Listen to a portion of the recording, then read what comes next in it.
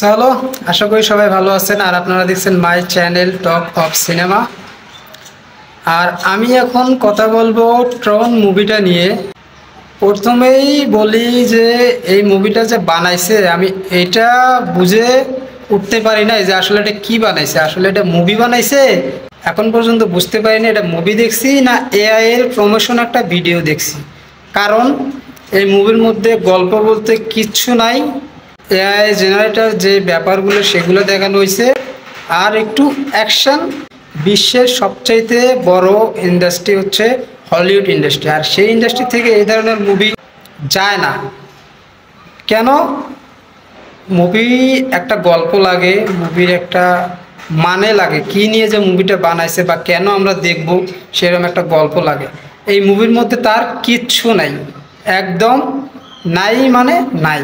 তো আমি জানি না আপনারা কারা কারা দেখছেন আর আপনাদের কাছে কেমন লাগছে, কিন্তু একজন মুভি রিভিউয়ার হিসেবে আমার কাছে মুভিটা একদমই ভালো লাগে নাই।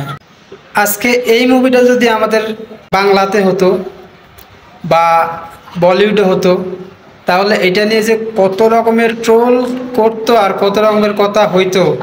এখন ভাই এই জিনিসটা হলো কি, এটা একটা হলিউড মুভি, এই জন্য এটা নিয়ে কেউ কথা বলে না বা এটা নিয়ে কেউ সমালোচনা করে না।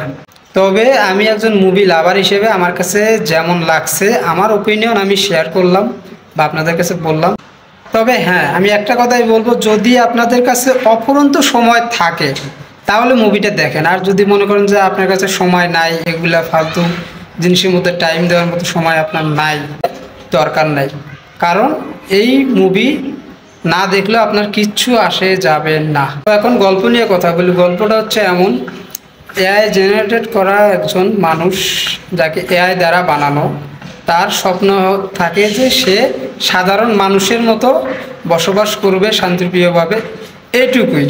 সে শুরু থেকে শেষ পর্যন্ত এটা নিয়েই, তার স্টোরি লাইন বলেন, তার ব্যাক স্টোরি কিচ্ছু নাই, বা তাকে কীভাবে বানাইছে, কেন বানাইছে, এগুলো কিচ্ছু নাই মুভির মধ্যে। পুরো মুভি একদিকে আর ক্লাইম্যাক্সটা আরেক দিকে। ক্লাইম্যাক্সটার দিকে লাস্ট ফিনিশিং একটু ভালো লাগে, সেটা আমি কেন বললাম সেটা আপনারা যদি মুভিটা দেখেন তাহলে হয়তো বা বুঝতে পারবেন। এখন যদি আমি ওইটুকু বলে দেই তাহলে আপনাদের এই মুভি কোনো দেখারই দরকার নাই। সো যাদের এখন পর্যন্ত এই মুভিটার উপরে একটু হলেও আগ্রহ আছে তাদের জন্য আমি স্পয়লারটা দিলাম না।